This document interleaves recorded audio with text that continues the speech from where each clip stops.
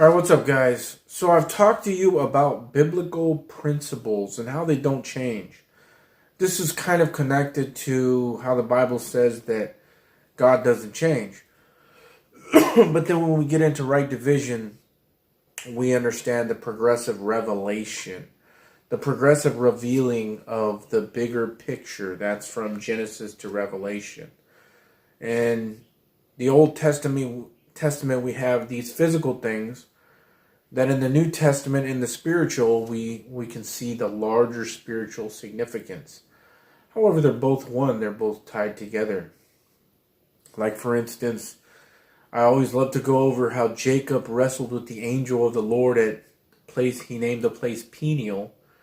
And this is Ephesians 6:12 in the New Testament, where we wrestle with spiritual wickedness in heavenly places. We wrestle also, just like Jacob, at Peniel. Pineal is for the pineal gland, the third eye in your mind. That is where the wrestling is taking place now. So you see what God did. He showed us something in the physical that is representative of the spiritual, larger, deeper meaning, okay? So keeping that in mind in these principles, I want to show you another example of this. And in Romans chapter 1, verse 27, we're talking about reprobates, people who God has given up to do their own lusts, okay? Rejected, that's what reprobates means. And it says this: and likewise also the men, leaving the natural use of the woman, burned. Look at the word burned.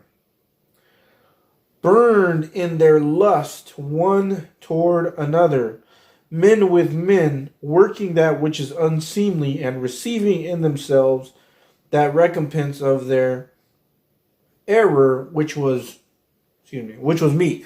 So we see them burning in their lust when God gives them up, right? So this is a spiritual thing, lust. Lust is something spiritual. But remember what happened at Sodom and Gomorrah. It was burned. And what was Sodom and Gomorrah all about? It was all about sodomy, right? And homosexual things. It was this. The whole town was this. They wanted to rape the angels. So not only were they homosexual, but they were violent, okay? So that could have something to do with it too. So we see this.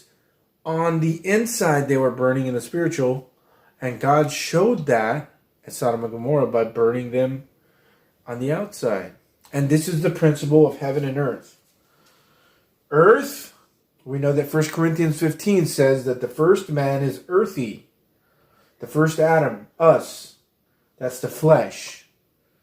That would be the outside. But the second man, that's Christ resurrected, and how we will be the second man, is heavenly. That's the spiritual. So you have flesh and you have spirit. The flesh is symbolic of the earth. The spirit is symbolic of heaven. On earth as it is in heaven. In the occult, they say as above, so below. It's very similar. Like I said, the occult, what they do is they take God's things and they twist it just a little bit. But this is a godly principle, and we see this here in the burning. Spiritual burning in the lust, and then the physical burning in the Sodom and Gomorrah. You see what God did there? You have flesh. Cain would be representative of that. The fleshly lusts, murder, and then you have Abel, who was kind of innocent and brought the sacrifice, was obedience to the Spirit. Obedience to the Spirit was Abel. Lust of the flesh was Cain. See that? Heaven and earth, spirit and flesh. And then when you think about these things and you see the connections, it's like Sodom and Gomorrah, just like, similar to Jacob wrestling at Peniel.